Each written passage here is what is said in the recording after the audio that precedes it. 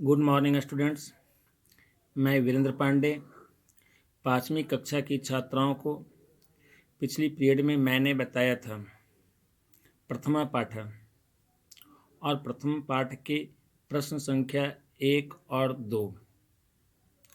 आज मैं बताने जा रहा हूँ प्रश्न संख्या 3।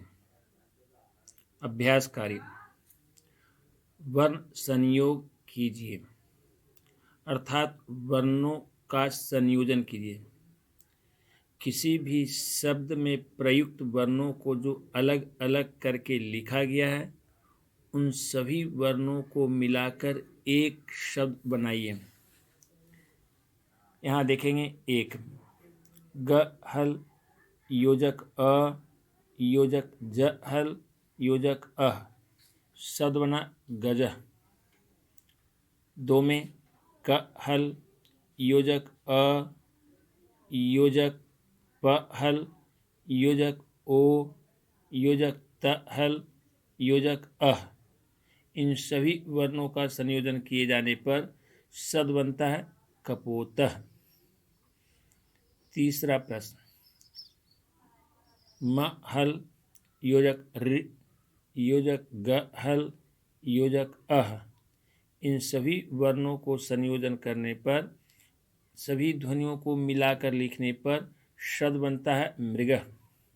आगे देखते हैं प हल योजक अ योजक त हल योजक र हल योजक अ योजक म हल, सभी वर्णों को मिलाकर लिखने पर शब्द बनता है पत्रम। आगे व हल योजक ऋ योजक क हल योजक श हल योजक अह, इन सभी वर्णों को मिलाते हैं तो शब्द बनता है वृक्ष। आगे देखते हैं म हल योजक अ योजक ह हल योजक इ योजक ल हल योजक आ, सभी वर्णों को मिलाकर लिखते हैं तो शब्द बनता महिला। आगे देखते हैं च हल योजक अ योजक क हल योजक र हल योजक अ योजक म हल, सभी ध्वनियों को मिलाइए तो शब्द बनेगा चक्रम। अब प्रश्न संख्या 4 में वर्ण वियोग कीजिए, अर्थात किसी भी शब्द में प्रयुक्त वर्णों को अलग अलग करके लिखिए, जिसे कहते हैं वर्ण विच्छेद। इसका दूसरा नाम वर्ण विन्यास।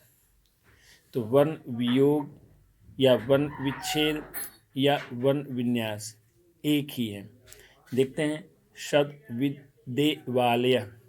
देवालय में वर्णों का प्रयोग किया गया है द हल योजक ए योजक व हल योजक आ योजक ल हल योजक अ योजक य हल योजक अह, इतने वर्णों का प्रयोग किया गया है, इतनी ध्वनियों का प्रयोग किया गया है शब्द देवालय में। आगे देखते हैं पाटलम।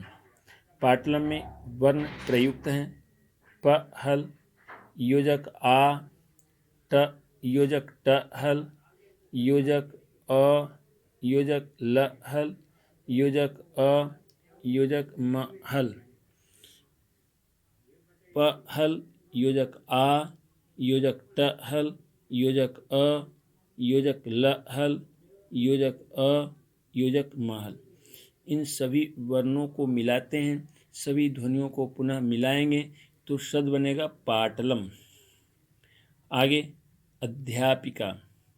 इनमें प्रयुक्त वर्ण अ योजक ध हल योजक य हल योजक आ योजक प हल योजक इ योजक क हल योजक आ, इन सभी ध्वनियों को जब मिलाते हैं तो पुनः शब्द बनेगा अध्यापिका। आगे छ हल योजक आ योजक त हल योजक र हल योजक आ, इन सभी ध्वनियों को मिलाने पर शब्द बनेगा छात्रा। तो छात्रा शब्द है। इसका हम वर्ण विच्छेद, वर्ण वियोग या वर्ण विन्यास करेंगे तो ये होंगे। आगे का शब्द है वृद्धा, जिसका तात्पर्य है मैं, वृद्ध स्त्री। तो व हल योजक रि, योजक द हल, योजक ध हल, योजक आ। पुनः इन सभी ध्वनियों को मिलाकर जब लिखेंगे तो शब्द बनेगा वृद्धा। आगे का शब्द है दूरदर्शनम। द हल योजक उ, योजक र हल, योजक अ, योजक द हल, योजक अ, योजक र हल, योजक श हल, योजक अ, योजक न हल, योजक अ, योजक म हल। इन सभी ध्वनियों को जब मिलाएंगे तो शब्द बनेगा दूरदर्शनम। यदि इसमें एक भी वर्ण छूट गए, किसी भी व्यंजन वर्ण में हलंत छूट गया, तो यह वर्ण विन्यास गलत होता है, यह वर्ण विच्छेद गलत होता है। इसलिए किसी भी शब्द में प्रयुक्त स्वर एवं व्यंजन वर्णों को छूटना नहीं चाहिए। और ख्याल रहे कि व्यंजन वर्ण में है ना हलंत को न छोड़ें। प्रश्न संख्या 5, मंजूषा से स्वर तथा व्यंजनों को अलग अलग करें। यहाँ एक सूची है, इन सूची में स्वर और व्यंजन वर्णों का संकलन किया गया है। इन स्वर और व्यंजन वर्णों का एक समूह है और इन समूह से हम स्वर को अलग अलग करके लिखेंगे, व्यंजन वर्णों को अलग अलग करके लिखेंगे। इनसे चयन करके लिखना है स्वर वर्ण की सूची में। देखते हैं यहाँ पर क्या है। क हल व्यंजन है, व्यंजन की सूची में लिखेंगे। इ स्वर वर्ण है, स्वर की सूची में लिखेंगे। त हल व्यंजन वर्ण है, इसे व्यंजन वर्ण की सूची में लिखेंगे। न हल व्यंजन। उ स्वर वर्ण। रि स्वर वर्ण। भ हल व्यंजन। श यह संयुक्ताक्षर है लेकिन व्यंजन की सूची में। ए स्वर।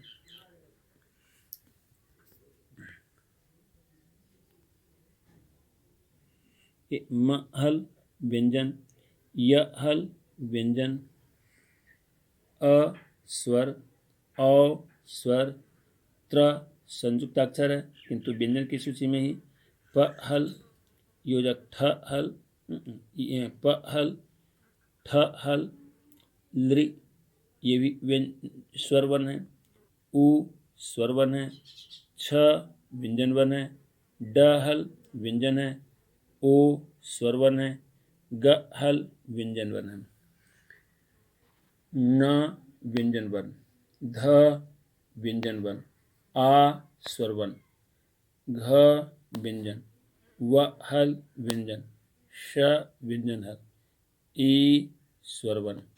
अब इस तरह से स्वर वर्ण में जो जो वर्ण आए हैं वे हैं इ, उ, ऋ, ए, अ, औ, लृ, उ, ओ। इस तरह से व्यंजन वर्णों की सूची में है वर्ण क हल, त हल, न हल, भ हल, श हल, म हल, य हल, त्र हल, प हल, ठ हल, छ हल, ड हल, ग हल, न हल, ध हल, घ हल, व हल, श हल। आज का गृह कार्य अर्थात असाइनमेंट दिया जा रहा है। पाठ 1 संस्कृत वर्णमाला के सभी प्रश्नों का उत्तर पुस्तिका में लिखें तथा याद करें। आगे है अपनी कक्षा की 10 छात्राओं के नामों का वर्ण वियोजन करें अर्थात वर्ण विच्छेद करें। धन्यवाद।